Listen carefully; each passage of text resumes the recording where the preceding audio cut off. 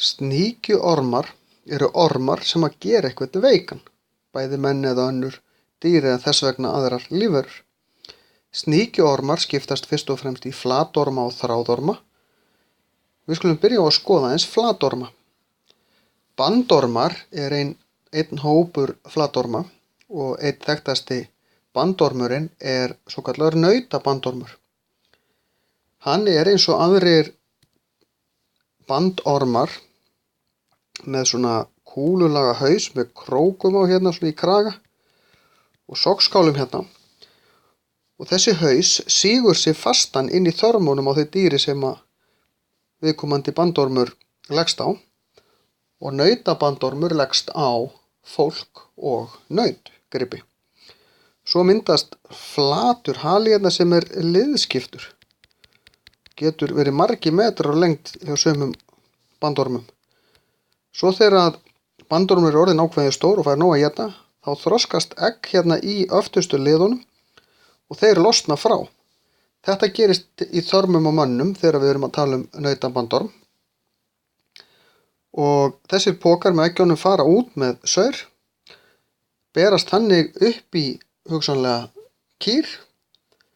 Í kúnni fer eggið inn í gegnum meltingarfærin og fóstrið borar sér svo leið út í æðakerfið og út í vöðvana. Það sem það þroskast örlítið en bíður eiginlega bara eftir því að einhver maður borði nautakjötið. Þannig kemst það aftur í meltingarfærið á manninum. Þar vex upp nýr ormur með nýjum haus sem festir sig fastan og svona heldur hringar á sín áfram.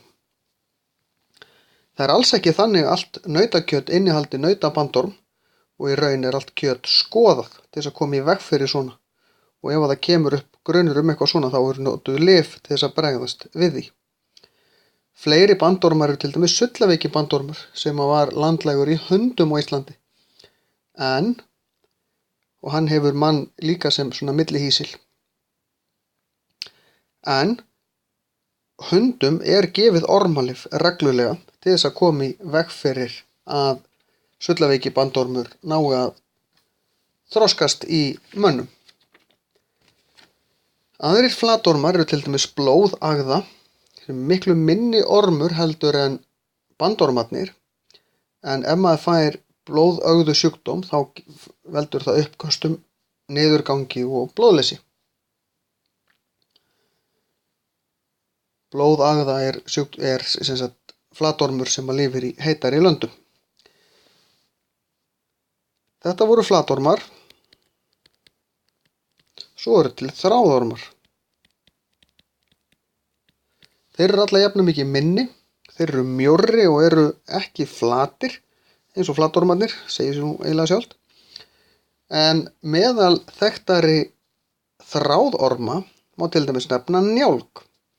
En njálgurinn er ekki nema sentimeter á lengd, hann er frekar lítill. Njálgur hreiðrar sig í endaþarminum á fólki, berst út með saur eða bara, og eggin berast út.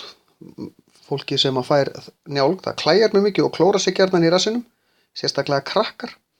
Þannig berst þetta á puttana og getur borist upp í næsta mann og þá getur hann fengið njálg. Besta ráðið við njálgi er hreinlega bara hreinlæti, það að þvo sér. Svo má nefna fleiri þráðorma eins og krókorma sem geta lifað í meltingarfærum manna. Svo eru til spóluormar. Þeir geta orðið yfir 20 cm á lengd. En ormar lifa ekki bara á dýrum eða í meltingarfærum dýra. Það er til einn ormur sem heitir kartöfluhnúðormur og leggst á rætur kartöflujurta. Og það eru til miklu fleiri svona ormar. Það tækir mig sjálfsagt einhverja sólarhringa ef ég ætlaði að fara að telja upp alla orma sem eru til sem valda einhverjum sjúkdómum.